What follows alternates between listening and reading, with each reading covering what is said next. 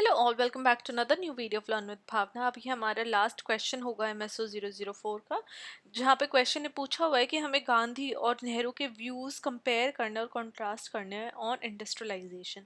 जब हम बात करते हैं इंडस्ट्रियलाइजेशन की, तो इन शॉर्ट जब हम गांधी के व्यूज़ देखते हैं, महात्मा गांधी के व्यूज़ देखते हैं, तो हम देखते हैं कि वो ज़्यादा इस इंडस्ट्रियलाइजेशन के हित में नहीं थे। उनको नहीं पसंद था कि इंडस्ट्रीज आए और सेटअप हो और ग्लोबलाइज्ड एक इकोनॉमी बने, राइट। वो ज़्यादा बात करते थे सेल्फ सस्टेनेबिलिटी की। वो बात करते थे कि हमें सेल्फ में इतना सस्टेन होना है कि हमें दूसरी इंडस्ट्री, दूसरी इकोनॉमीज की इंटीग्रेशन की नीड ना पड़े। लेकिन जब हम बात करते हैं नेहरू के व्यूज़ की, जवाहरलाल नेहरू जी के व्यूज़ की, तो हम देखते हैं कि वो इंडस्ट्रियलाइजेशन के बिल्कुल हित में थे, right. He was with industrialization. वो चाहते थे कि काफ़ी ज़्यादा इंडस्ट्रीज आए, एक ये जो वर्ल्ड है एक ग्लोबलाइज वर्ल्ड बने, इकोनॉमी सब एक दूसरे के साथ इंटरलिंक्ड हो जाए और एक इकोनॉमिक प्रोग्रेस देखने को मिले with in Indian society, right. तो इन दोनों के जो व्यूज़ हैं वो टोटली डिफरेंट है, ऑपोजिट है एक दूसरे के, और इसी को हमें आंसर में अपना डिस्कस करना है।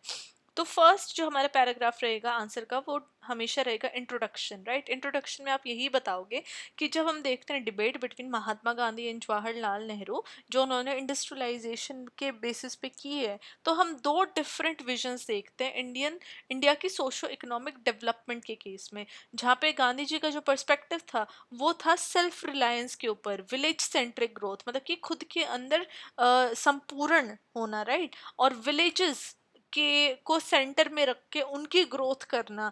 अगर क्योंकि पहले की जो आप सोसाइटी देखोगे, इंडियन सोसाइटी, वो विलेजेस ही थे, राइट। सिटीज का इतना सेटअप नहीं हुआ था, इस सिटीज का इतना बूम नहीं हुआ था। तो गांधी जी वही कह रहे थे कि जो विलेजेस को सेंटर में रख के हम अगर ग्रोथ की बात करते हैं तो ज़्यादा हम सेल्फ रिलायंस बनेंगे और इकोनॉमी भी हमारी सेल्फ रिलायंस और सेल्फ डिपेंडेंसी के थ्रू चलेगी। लेकिन जब हम नेहरू जी की बात करते हैं तो हम देखते हैं उन्होंने मॉडर्नाइजेशन को एम्ब्रेस किया था, उन्होंने उसको पॉजिटिव लाइट में देखा था और लार्ज स्केल इंडस्ट्रियलाइजेशन की बात की थी फॉर अ प्रोग्रेसिव नेशन। वो कह रहे थे कि जब तक मॉडर्नाइजेशन के साथ हम नहीं जुड़ेंगे, इंडस्ट्रियलाइजेशन नहीं होगी, लार्ज स्केल इंडस्ट्रियलाइजेशन, तब तक हमारा नेशन प्रोग्रेस नहीं करेगा, आगे नहीं बढ़ेगा। तो ये जो बिल्कुल ऑपोजिट व्यूज़ हैं एक दूसरे से, तो हम देखेंगे कैसे जब हम सोशोलॉजिकली इन व्यूज़ को अंडरस्टैंड करते हैं तो डेवलपमेंट, इनइक्वालिटी और सोशल चेंजेस कैसे आ सकते हैं विद इन इंडिया, या फिर कैसे आए थे। Now starting with Gandhi's view on industrialization, तो वो एम्फसाइज कर रहे हैं विलेज इकोनॉमी के ऊपर। तो गांधी बोलते हैं कि जो इंडिया की स्ट्रेंथ है वो इसके विलेजेस में है, जो कि विलेजेस अपने आप में सेल्फ सफिशिएंट यूनिट्स हैं। विलेजेस को कोई भी कुछ भी बाहर से नहीं लेके आते हैं, वो अपने आप में संपूर्ण है। तो बात करते थे कि जो ट्रेडिशनल क्राफ्ट है, स्मॉल स्केल इंडस्ट्रीज हैं, हैंड स्पिनिंग हो गया या वीविंग हो गया, हमें इनको फिर से जीवित करना है और इनके ऊपर ज़्यादा हमें फोकस रखना है। उन्होंने आर्ग्यू भी किया कि जो इंडस्ट्रियलाइजेशन है उसकी वजह से जितने भी आर्टिसंस हैं, लाइक हैंड स्पिनिंग, वीविंग, जो हाथ से कोई भी काम करते हैं, राइट, आर्टिसंस और फार्मर्स, वो डिस्प्लेस हो जाएंगे, वो गुम हो जाएंगे, जिसकी वजह से अनएम्प्लॉयमेंट फार्मर्स का और आर्टिसंस का देखने को मिलेगा, जिसकी वजह से सोसाइटी में एक अनरेस्ट आ जाएगा, हम स्टेबल सोसाइटी नहीं रहेगी।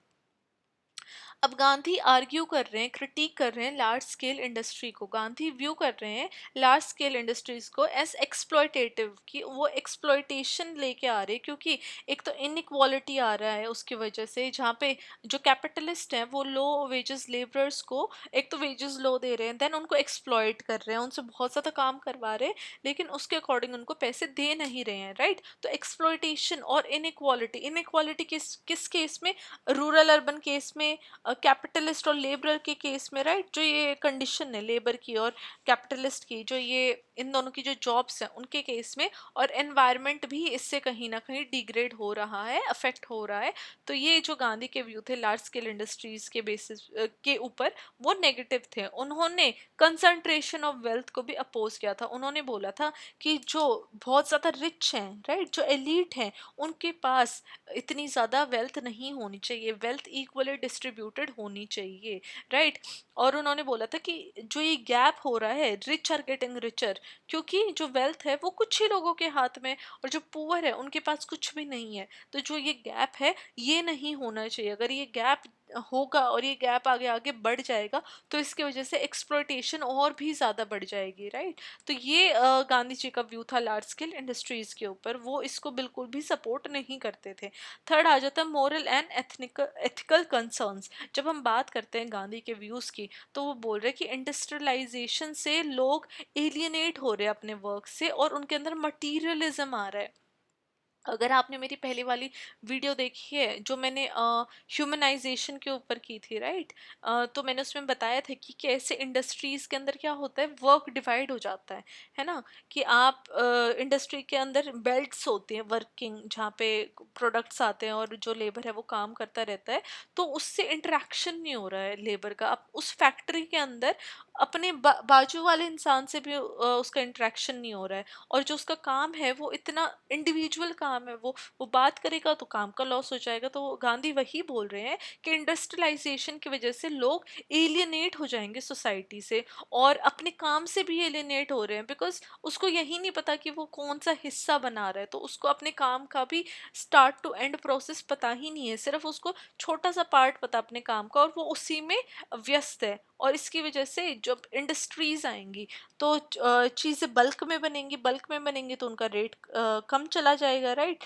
अगर कोई चीज़ ज़्यादा एक्सपेंसिव बन रही है तो ऑफकोर्स उसका रेट भी ज़्यादा जाएगा। But apart from this, Gandhi बोल रहे हैं कि जब इंडस्ट्रीज आ रही हैं, रेट कम हो रहे हैं चीज़ों के, तो लोग एक अगर कम कम रेट है किसी का, तो वो कम रेट देख के एक के बजाय चार चीज़ें लेंगे, एक के बजाय दो चीज़ें लेंगे। और जो ये मटीरियलिज्म की जो इच्छा है, मटीरियलिज्म का जो कॉन्सेप्ट है, वो और भी ज़्यादा बढ़ जाएगा। उन्होंने सर्वोदय के ऊपर बात की थी, मतलब कि वेलफेयर फॉर ऑल। तो और वहाँ पे वो बोल रहे हैं कि सस्टेनेबल डेवलपमेंट होनी चाहिए, सिंपल लाइफ हो और नॉन वायलेंस हो, वो वाली लाइफ अचीव करनी चाहिए। इंडस्ट्रियलाइजेशन की वजह से जो वेलफेयर ऑफ ऑल वाला कॉन्सेप्ट है वो वेलफेयर फॉर फ्यू रह जाएगा। तो ये महात्मा गांधी के व्यूज थे इंडस्ट्रियलाइजेशन के ऊपर। फोर्थ आ जाता है, जब हम बात करते हैं सोशोलॉजिकल इम्प्लीकेशन की, तो हम देखते हैं कि जो गांधी की विजन थी, वो विजन थी उनको social fabric of rural India protect करके रखना था। वो मास माइग्रेशन नहीं चाह रहे थे कि मास माइग्रेशन हो सिटीज में, और इक्विटेबल डेवलपमेंट हो, मतलब कि रूरल एरियाज में भी डेवलपमेंट हो और हर इंसान की इक्वल तरीके से डेवलपमेंट हो। बिकॉज अगर हमने लास्ट पॉइंट में देखा तो वो बोल रहे हैं कि जो वेल्थ है कुछ लोगों के हाथ में, वो नहीं होनी चाहिए, इक्वली डिस्ट्रीब्यूटेड होनी चाहिए। तो गांधी इक्विटेबल डेवलपमेंट में बिलीव करते थे और उसी को प्रमोट करते थे। नाउ नेहरूज व्यू देख लेते हैं इंडस्ट्रियलाइजेशन पे। तो जवाहरलाल नेहरू बोलते हैं कि जो मॉडर्नाइजेशन और इंडस्ट्रियलाइजेशन ग्रोथ है वो बहुत ज़्यादा इंपॉर्टेंट है इंडिया की प्रोग्रेस के लिए। तभी इंडिया एक मॉडर्न साइंटिफिक और टेक्नोलॉजिकल एडवांस सोसाइटी बन सकता है। इंडिया भी एक सुपर पावर बन सकता है। तो जो नेहरू थे वो लार्ज स्केल इंडस्ट्रीज के सपोर्ट में थे, हेवी मशीनरी के सपोर्ट में थे, इंफ्रास्ट्रक्चर डेवलपमेंट वो चाहते थे, ताकि इंडिया भी ग्लोबली compete कर सके ऑल ओवर द वर्ल्ड से। और थ्रू इंडस्ट्रियलाइजेशन, नेहरू बोल रहे हैं थ्रू इंडस्ट्रियलाइजेशन ही पॉवर्टी खत्म हो सकती है इंडिया के चार्ट से। नाउ सेकंड आ जाता है स्टेट लेड डेवलपमेंट। तो नेहरू ने एडवोकेट किया एक ऐसी मिक्स्ड इकोनॉमी जहाँ पे स्टेट इंटरवेंशन भी हो और इंडस्ट्रीज रेगुलेट हो। ऐसा ना हो कि इंडस्ट्रीज अपने आप में प्राइवेटली रन कर रही हैं, ताकि एक इक्वल डिस्ट्रीब्यूशन, एक इक्वल एंड अनएक्सप्लॉयटेटिव नेचर देखने को मिले इंडस्ट्रीज का। वहीं पे नेहरू बोल रहे हैं कि जो पब्लिक सेक्टर अंडरटेकिंग्स हैं जो कि सेंट्रल बन गए थे उनके विजन में, ताकि इंडस्ट्रियल हब्स क्रिएट हो और एम्प्लॉयमेंट जनरेट हो, तो पब्लिक सेक्टर अंडरटेकिंग्स का भी नेहरू उसको सपोर्ट करते थे। नाउ थर्ड आ जाता है urbanization and economic diversification. Nehru urbanization को एक नेचुरल आउटकम बता रहे थे कि अगर इंडस्ट्रीज आएंगी तो उसके साथ अर्बनाइजेशन उसका ही एक हिस्सा है, उसी के साथ अर्बनाइजेशन अपने आप हो जाता है, जो कि नेसेसरी है इकोनॉमिक अपॉर्चुनिटीज क्रिएट करने के लिए और लोग सोशली मोबाइल हों, मतलब कि वो रूरल एरिया से अर्बन एरियाज आ रहे हैं और इंडस्ट्रीज सेटअप हो रही है, तो ये सारा एक नेचुरल प्रोसेस उसको बता रहे हैं नेहरू विद इंडस्ट्रियलाइजेशन। और वो कह रहे हैं ये बहुत ज़रूरी हो जाता है इकोनॉमिक अपॉर्चुनिटीज़ लाने के लिए और इंडिया को इकोनॉमिकली ग्रो करने के लिए। फोर्थ, इसमें जब हम सोशोलॉजिकल इम्प्लीकेशन देख रहे हैं नेहरू की विजन का, तो हम देख रहे हैं कि नेहरू का जो फोकस है वो अर्बन सेंटर्स के ऊपर है, इंडस्ट्रियल टाउन्स के ऊपर है, और वो agrarian to industrial occupation shift हो चुका है। पहले जो इंडियन सोसाइटी एग्रीकल्चर के बेसिस के ऊपर सरवाइव कर रही थी, अब वो शिफ्ट होता हुआ इंडस्ट्रीज के ऊपर दिख रहा है। हावेवर इससे क्या हो रहा है, रूरल अर्बन माइग्रेशन बहुत ज़्यादा देखने को मिल रही है, जिसकी वजह से अर्बन एरियाज में ओवर क्राउडिंग हो रही है और रूरल एरियाज में क्या हो रहा है, डी पॉपुलेशन हो रहा है, और अर्बन एरियाज में ओवर क्राउडिंग की वजह से स्लम डेवलपमेंट हो रही है, क्योंकि लोग कैसे भी रह रहे हैं, अगर घर नहीं है तो वो कैसे तो सोएंगे, तो जिसकी वजह से स्लम डेवलपमेंट देखने को मिल रही है। नाउ माइग्रेशन एंड एवरीथिंग, ये सारे मैंने प्रीवियस क्वेश्चन में डिस्कस किया। अगर आपने वो क्वेश्चन नहीं देखा है तो मैं लास्ट में एक फोल्डर डाल दूंगी और आपको सारे क्वेश्चन उस फोल्डर के अंदर मिल जाएंगे आपके MSO 004 के, ताकि आपको कोई भी क्वेश्चन एग्जाम के लिए मिस ना हो, राइट। नाउ कंपैरिजन में मैंने टेबल बना दी है जहाँ पे गांधी और नेहरू के व्यू को मैंने कंपैरिजन किया है। नाउ गांधी का जो फोकस था वो था रूरल सेल्फ रिलायंस और ट्रेडिशनल इकोनॉमी पे, लेकिन वहीं पे नेहरू बोल रहे कि मॉडर्नाइजेशन होनी चाहिए और मॉडर्नाइजेशन इंडस्ट्रियलाइजेशन के थ्रू ही होगी, तो वो इंडस्ट्रियलाइजेशन को सपोर्ट करते थे। वहीं पे गांधी स्मॉल स्केल इंडस्ट्रीज और लोकल क्राफ्ट को प्रेफर कर रहे थे, लेकिन नेहरू बोल रहे थे कि लार्ज स्केल इंडस्ट्री आनी चाहिए और स्टेट लेड प्लानिंग होनी चाहिए। मतलब कि लार्ज स्केल इंडस्ट्रीज आ रही हैं तो ऐसा नहीं है कि वो पूरी ही प्राइवेटाइज्ड हैं, वो प्राइवेटली रन कर रहे हैं और स्टेट का उसके अंदर कोई भी मतलब कि स्टेट उन इंडस्ट्रीज के ऊपर नज़र नहीं रख रही है या फिर उनको कंट्रोल नहीं कर रही है। तो बोल रहे थे कि लार्ज स्केल इंडस्ट्रीज आए, लेकिन स्टेट उनको प्लानिंग के तौर पे प्लान करके बेटर तरीके से उनको लेके आए और देखें कि कैसे वर्क कर रही हैं, ताकि एक्सप्लॉयटेशन ना हो, राइट। जो एक्सप्लॉयटेशन है या फिर किसी भी तरीके की जो डिफरेंसेस हैं वो ना क्रिएट हो।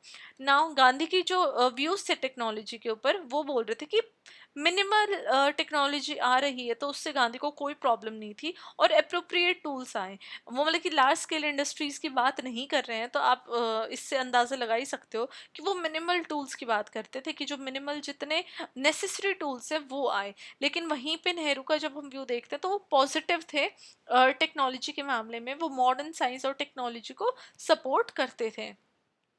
अब सोशल इम्पैक्ट क्या देखने को मिला, गांधी का जो सोशल इम्पैक्ट था वो बात कर रहे थे विलेज सेंट्रिक हो और इक्विटेबल अपॉर्चुनिटीज आए और लेस डिस्ट्रप्टिव हो। लेकिन वहीं पे नेहरू फोकस कर रहे हैं अर्बनाइजेशन के ऊपर, सोशल मोबिलिटी के ऊपर, जिसकी वजह से इनइक्वालिटी तो आ ही रही है, राइट। तो इनइक्वालिटी भी इन दोनों के साथ आ ही जाती है ना। फिलॉसफी क्या है गांधी की, वो नॉन मटीरियलिस्टिक लाइफ के ऊपर ज़्यादा फोकस करते हैं, सिंप्लिसिटी या सिंपल लिविंग के ऊपर फोकस कर रहे हैं। लेकिन वहीं पे नेहरू फोकस कर रहे हैं practical life, growth oriented life.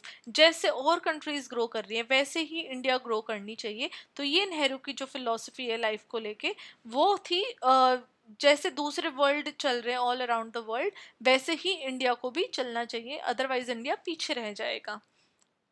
Now contrast अगर हम देखें सोशोलॉजिकल इम्प्लीकेशन का, तो हम देखते हैं कि जो सोशल इनइक्वालिटी है, जब गांधी ने फियर किया कि इंडस्ट्रियलाइजेशन की वजह से इनइक्वालिटीज बढ़ जाएंगी, लेकिन नेहरू वहीं पे बिलीव करता है कि स्टेट इंटरवेंशन, अगर स्टेट का इंटरवेंशन होगा तो ये जो इनइक्वालिटीज हैं इनको कंट्रोल कर सकते हैं। सेकेंड आ जाता है अर्बन वर्सेस रूरल। तो गांधी एम्फोसाइज कर रहे हैं विलेज सेंट्रिक डेवलपमेंट के ऊपर, जहाँ पे वो बोल रहे हैं कि हमें अपने ट्रेडिशनल सोशल स्ट्रक्चर्स को प्रिजर्व करके रखना चाहिए और विलेज सेंट्रिक डेवलपमेंट होनी चाहिए। वहीं पे नेहरू अर्बनाइजेशन को प्रायोरिटाइज कर रहे हैं। वो बोल रहे हैं कि जो ट्रांसफॉर्मेशन आना चाहिए इंडिया की सोशो इकोनॉमिक लैंडस्केप में, वो रूरल अर्बन माइग्रेशन को के थ्रू ही आएगा। बिकॉज अगर इंडस्ट्रियलाइजेशन हो रही है तो नेहरू बोल रहे हैं कि अर्बनाइजेशन उसके साथ में अलॉन्ग विद इंडस्ट्रियलाइजेशन आ रहा है और रूरल अर्बन माइग्रेशन को फिर कोई भी नहीं रोक सकता। ना थर्ड, एनवायरमेंटल कंसर्न्स क्या देखने को मिले, जहाँ पे गांधी की अप्रोच बात करते हैं कि हमें इन्वायरमेंटली सस्टेनेबल रहना है, तो वो मिनिमल रिसोर्स एक्सप्लोटेशन के ऊपर बात करते हैं। वहीं पे जो नेहरू की विजन है वो बहुत ज़्यादा प्रोग्रेसिव है, राइट, लेकिन वो एनवायरमेंटल डिग्रेडेशन उसकी वजह से देखने को मिली, क्योंकि लार्ज स्केल इंडस्ट्रियल प्रोजेक्ट्स आएंगे तो उसकी वजह से डिफॉरेस्ट्रेशन भी होएगा, पॉल्यूशन भी होएगा, वाटर स्कैरिसिटी भी होगी। तो यहाँ पे एनवायरमेंटल कंसर्न्स, जहाँ पे गांधी मिनिमल रिसोर्स एक्सप्लॉयटेशन की बात कर रहे हैं, लेकिन वहीं पे नेहरू की विजन की वजह से, या फिर नेहरू की जो विजन है उसमें एनवायरमेंटल डिग्रेडेशन एक नेचुरल प्रोसेस देखने को मिली है। फोर्थ आ जाता है एम्प्लॉयमेंट एंड लाइवलीहुड्स। तो गांधी का जो मॉडल है वो सपोर्ट कर रहा है ट्रेडिशनल तरीके से जीना, जहाँ पे डिपेंडेंसी इंडस्ट्रियल जॉब्स के ऊपर कम हो। तो गांधी फोकस करते हैं आर्टिसंस के ऊपर, कि आर्टिसंस की जो लाइफ है, आर्टिसंस का जो काम है, हमें उसके ऊपर फोकस करना चाहिए, उसको बढ़ावा देना चाहिए, फार्मर्स को बढ़ावा देना चाहिए। वहीं पे जो नेहरू की स्ट्रैटेजी है वो बात करती है न्यू जॉब अपॉर्चुनिटीज लाने की, जिसकी वजह से एक डिस्प्लेसमेंट चेंज होता हुआ दिखा ट्रेडिशनल ऑक्यूपेशन। अब जो गांधी बात कर रहे थे आर्टिसंस फार्मिंग, वो कहीं ना कहीं खत्म होके न्यू जॉब्स की जो रिक्वायरमेंट थी, नीड थी या अप्रोच थी, वो ज्यादा देखने को मिली।